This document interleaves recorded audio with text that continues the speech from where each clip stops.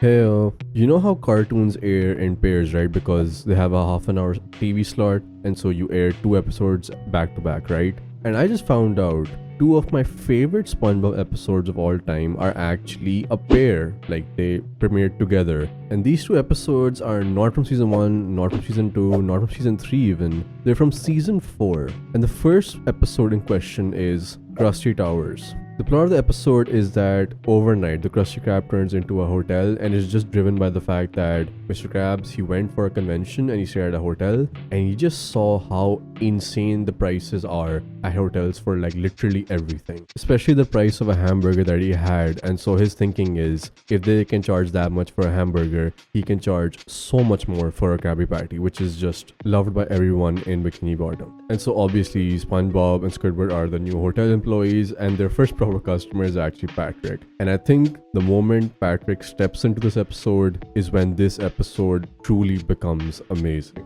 I think the reason why I love this episode is because it is so airtight. Like every sequence, every scene leads into another, and every sequence has some insane funny moment in it. It's back to back just good moments in this episode. There's no filler, there's no random transitions. Everything has purpose and it's just all funny. I think one of the biggest reasons why this episode shines is for a very weird reason, and it's kind of insane because you don't notice it when you watch the episode. It's just that when someone would tell you this, you would realize that SpongeBob in this episode takes an enormous backseat. Like, it's so weird because there are a lot of scenes that involve SpongeBob, but he is never really the center of focus. I think the center focus in this episode are people like Squidward, Patrick, and then I would say Mr. Krabs. Squidward really shines in this episode, and in the best possible way. Like, I think it's one of the few times in all of SpongeBob that the main source of conflict for Squidward is not SpongeBob or even Patrick. I would say Patrick did annoy him, but the main source of conflict for Squidward is actually Mr. Krabs, and that is simply because of his absurd policy of not denying any ridiculous request. But it's Squidward doing all the work.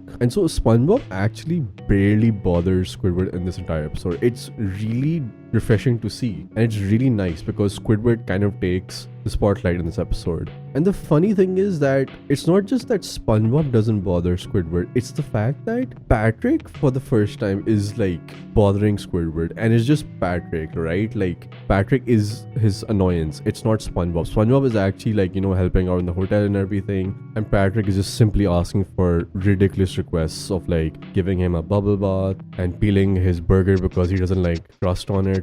And really at the end, SpongeBob actually helps Squidward reinforce the fact that this hotel is stupid and the way it's run is absolutely stupid, because SpongeBob starts actually doing all the things that Squidward asks for when he quits and comes back as a guest. And it's also a really nice moment at the end when Squidward actually invites SpongeBob into the pool and then Patrick also joins. It's like one of the few times I've seen all three of them like, not fighting and having a good time, and Mr. Krabs is absolutely miserable. And I do have to like, acknowledge all the scenes involving Patrick in this episode, because I think there's some of my favorite scenes with Patrick because he's just so funny. Like, he walks in, doesn't realize it's a hotel, suddenly has bags, Squidward drags him upstairs, there are just rocks inside, and at the very end of the episode he still doesn't realize that was a hotel that he was staying at. It's just so well written, like, like all of his lines, all of his dialogue, it's just so well done. And I think Patrick really shines in this episode. And the way this episode wraps up also is so funny because Patrick takes a cannonball into the swimming pool and like the pool basically destroys the entire building.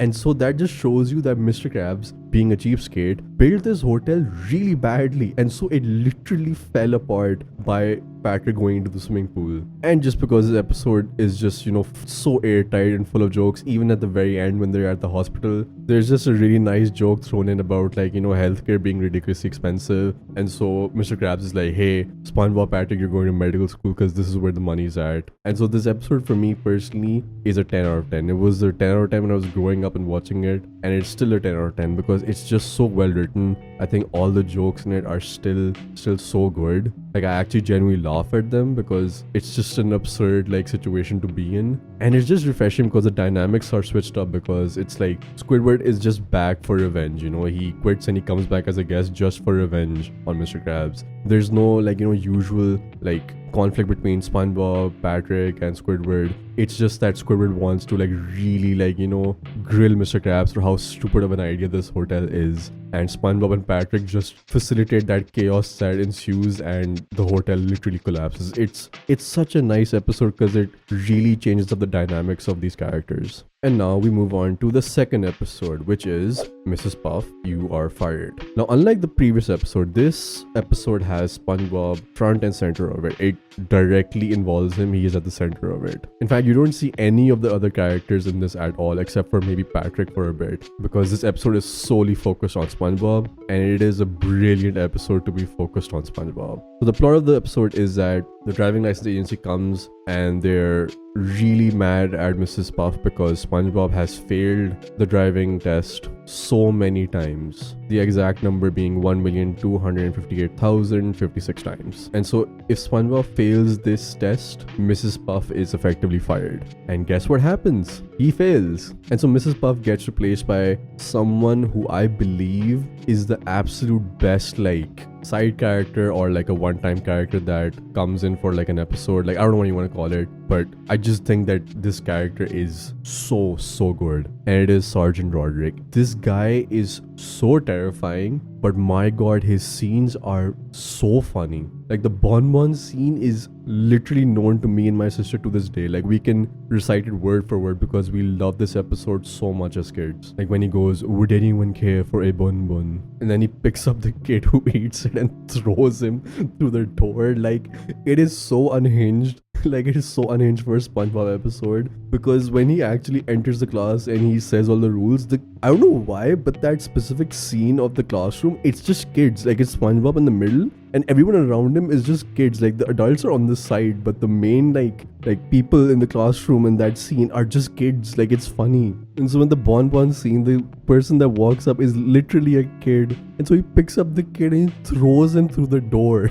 I think one other aspect of this episode that's interesting, it's that this is the longest time we've ever been at the driving school, because usually like SpongeBob is at the driving school, he fails a lesson, and then he, you know, the episode carries on. And so the episode is basically centered in the driving school as SpongeBob learns how to drive. Oh wait, excuse me. Not drive. First, he must learn to crawl, and then walk, and then run, and then eventually get behind the wheel of this crazy dangerous track that this new teacher has like constructed, which has like toxic pits in it, it has spikes on it, it has a bunch of stuff on it. Oh, and he also must be able to navigate it blindfolded. That's important for later. And it's honestly kind of impressive to see SpongeBob like navigate this track, because it kind of shows that he is smart enough to like, you know, navigate and like follow the rules of the road and everything. And so I think it just boils down to him being nervous behind the wheel. Like, it's just nerves. Like, other than that, like learning wise, like this episode shows that he is more than capable of following the rules and everything. And so when the final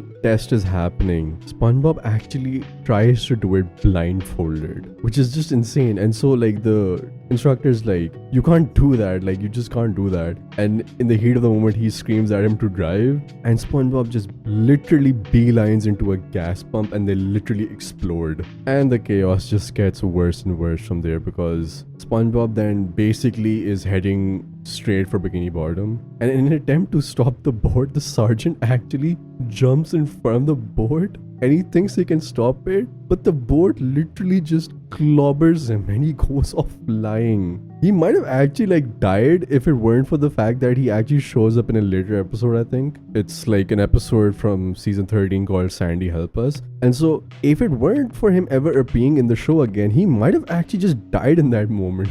And obviously the boat is heading towards Bikini Bottom. It goes to Bikini Bottom, it causes chaos. And the heat of the moment, somehow Patrick's pants get onto SpongeBob's face. And holy shit, that shot of Patrick running after the boat in his underwear, screaming "my pants," is so good. Like, it's so random.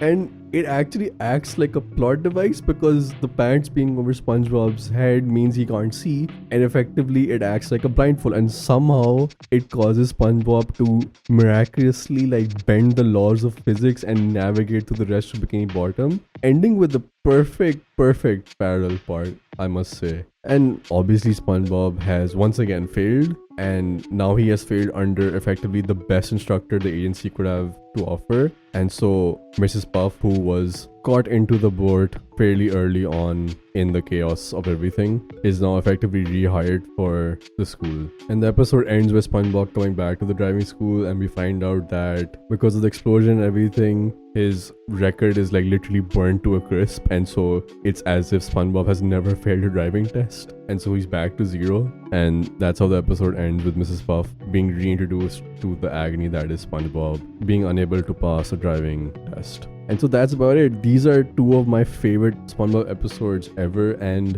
it is so funny that I just found out that both of these episodes aired, you know, at the same time in the same TV slot. And I think both of these episodes are severely underrated. Like, everyone talks about, like, you know, first 3 seasons episodes a lot, but I think there's some hidden gems like these 2 episodes in later seasons that deserve so much more appreciation. And yeah, that's the video. Thanks for watching. Like and subscribe. It's free for you, but it's priceless for me. Go check out my music and go drink some coffee.